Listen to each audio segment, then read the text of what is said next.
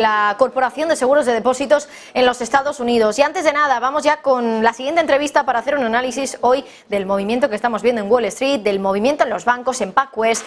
Llega a ser suspendida incluso de cotización por alta volatilidad. Javier Echeverry, responsable en Active Trades en España. Buenas tardes.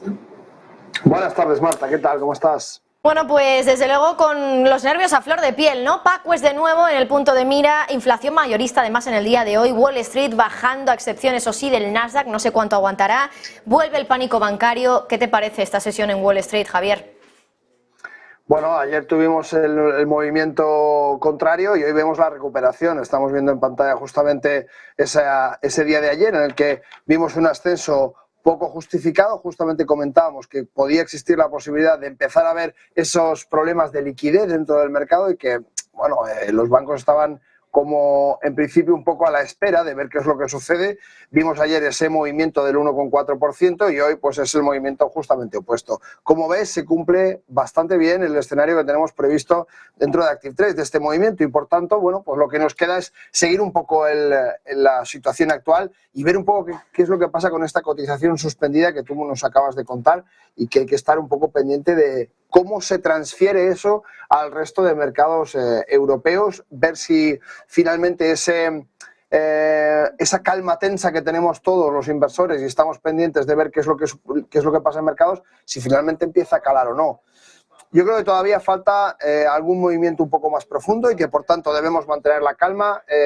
Como comentábamos ayer, al final los movimientos de datos, en concreto de los tipos de interés, perdón, del IPC que vimos en Estados Unidos ayer, pues lo que nos atraen un poco es ver esa mejoría ligerita, muy liviana, que poco a poco mantiene todavía esa calma tensa que estamos viendo en mercados. Bueno, seguir pendientes, seguir muy claramente siguiendo los patrones que tengamos marcados como posibilidades y corregirlos si fuera necesario, porque una cosa es una previsión y otra cosa es lo que haga el mercado, que para eso es soberano, como decimos siempre.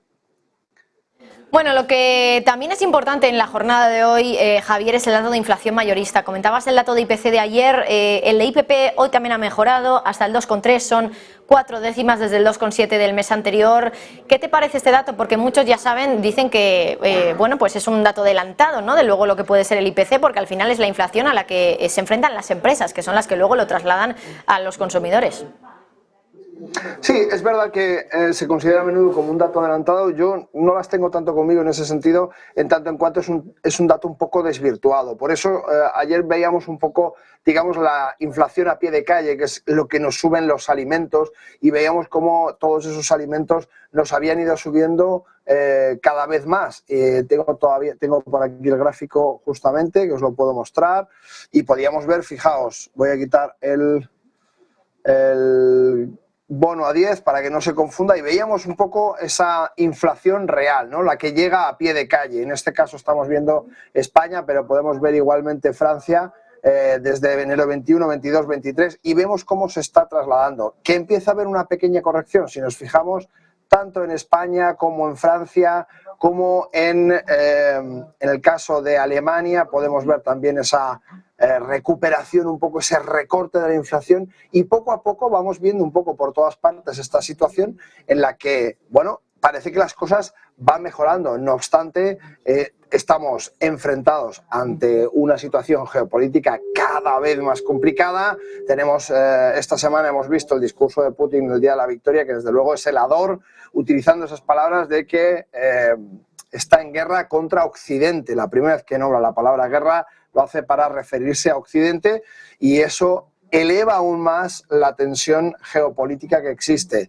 No nos olvidemos de China, que ha tenido unos datos verdaderamente negativos, y yo creo que además China tiene el freno pisado a fin de generar un poco esa situación que estamos todos pendientes de ver si finalmente los osos toman el control, de finalmente si cae el mercado. A China le vendría muy bien porque tiene grandes reservas de crudo, está ahora mismo en una posición muy potente, y ralentizar sus importaciones y exportaciones incrementa la tensión en cuanto a la parte económica.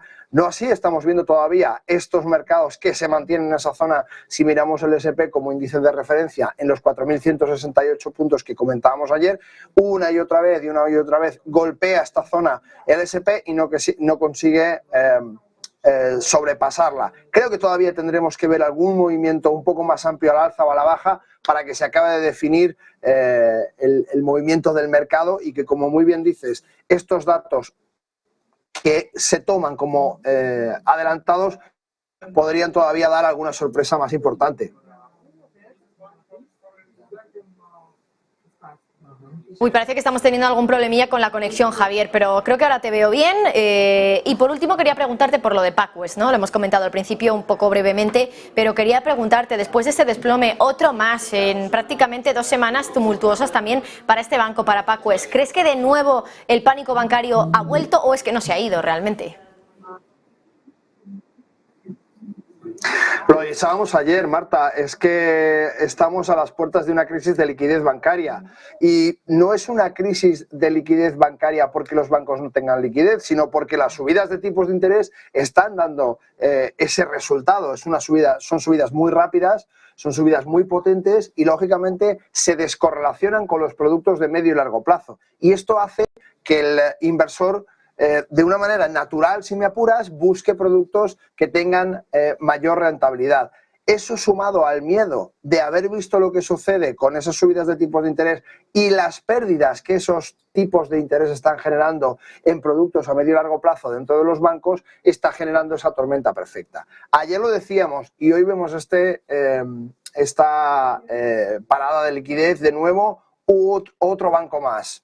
Bueno, vamos a ver qué es lo que nos queda, pero yo creo que no se ha ido nunca, que sigue ese miedo ahí y que va a ser uno de los detonantes que vamos a ver dentro de estos momentos de mercado tan convulsos, tan confusos, en los que nos cuesta mucho trabajo pensar a los inversores cómo proteger nuestro capital. Desde Active Trade nosotros queremos siempre tranquilizar a nuestros clientes. Al fin y al cabo, lo más importante es aportar seguridad dentro de la inversión, dentro del capital que tenemos siempre para la inversión.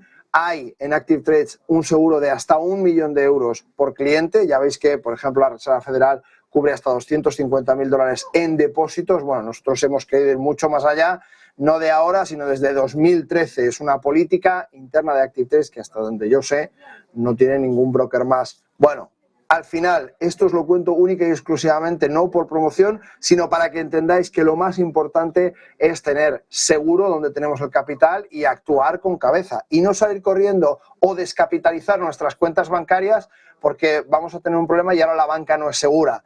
No, la banca sigue siendo segura. El miedo y las subidas de tipos de interés conjuntamente están haciendo que haya esta estampida y que lógicamente ya no es como antes, ya no hay que ir al banco a sacar el dinero. Ahora, con 2 clics podemos hacer un retiro de cuenta y es tremendamente veloz, tremendamente contagioso y lo que hay que hacer es darle tranquilidad al inversor y decir, oiga, no pasa nada, es una situación donde hay productos que son más ventajosos que los que había hace un año y que además si usted tenía productos de hace 2, 3 años a medio y largo plazo, pues lógicamente ahora le va a interesar buscar otro tipo de productos que le ayuden a paliar un poco la diferencia entre aquellos productos con una rentabilidad menor a medio plazo y los que podemos disponer en estos momentos.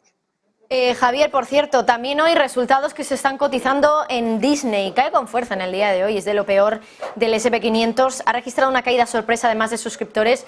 ¿Qué te ha parecido el movimiento hoy de Disney? Bueno, importante desde luego. Empezamos a ver ese tipo de compañías superfluas donde el gasto superfluo empieza a recortarse. Si nos fijamos dentro de los favoritos, yo tengo 2 ETFs que siempre tengo un poco vigilados a ver qué es lo que sucede. El primero es aquel de consumo de primera necesidad que hemos visto, como se ha visto, aumentado, pero sin embargo vemos como aquel de lujo, ese ETF de lujo, que os hago aquí un poquito más pequeño, aquí está, gastos de capricho y gastos de lujo que podemos ver, que se llama Consumer Discretionary Select Sector SPDR Fund. es un ETF que se utiliza muy a menudo para ver un poco cuál es el sentimiento, ¿no? Y vemos como al inicio de año ha habido un sentimiento muy importante, ves, diciembre del 22, ha habido una alegría dentro de esos gastos después de que habíamos caído muy fuertemente durante todo el 2022. Junto con el mercado nos hemos creído que todo va muy bien y ahora nos encontramos con que el consumo en el lujo, gastos un poco capricho, esos gastos innecesarios empieza a estancarse y por el contrario vemos como el consumo de primera necesidad tiene un repunte mucho más potente que empieza a cerrarse. Bueno, pues creo que Disney está en una situación similar, pues lo que sucede es que al final hay un gasto superfluo, Disney no es necesario para poder comprar el pan todos los días en los hogares o para poder pagar el alquiler y esto hace pues que probablemente compañías más innecesarias o menos, o que son digamos más de ocio, más de capricho, puedan empezar a ver este tipo de movimientos. Pues Javier Echeverri, responsable en Active Trades en España. Muchísimas gracias. Gracias a vosotros, como siempre, un placer.